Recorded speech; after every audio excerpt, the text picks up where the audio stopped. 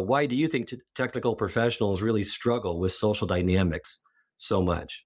Yeah, so think about it from just even a neuroscience perspective. If you've spent 18 years of your education, say, focused on science or math, I don't know when some of you decided that that was your passion or, the area you wanted to focus on, but you probably have lots of years of learning those technical skills. And so again, if you think from a neuroscience perspective, that's the side of your brain and those are the pathways you've continually reinforced. Now, I know when I went to engineering school, I didn't have a class on psychology unless I opted for it as an elective. So, those same formal learning about social sciences wasn't really taught to me unless I opted to go for it.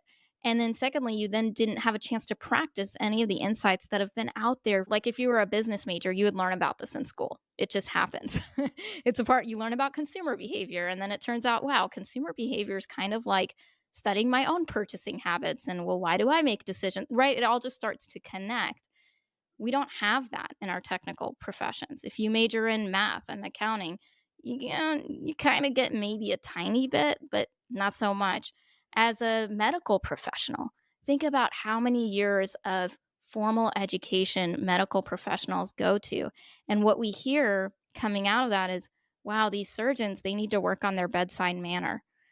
I mean, what a harsh critic, really, if you think about it. It's like, well, I just got out of, years of residency, finally graduating, and working in the real world at 33.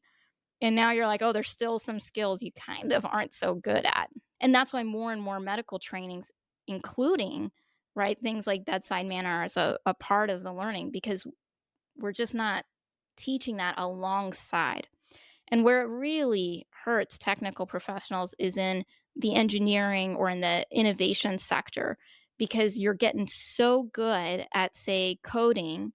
And again, your ideas might just stay within you and within your sphere because you just can't influence others. It's not just about communication, it's about navigating dynamics. And that's a little bit different. We always think it's poor communication. That's just like one little piece of an entire field of dynamics that exists out there.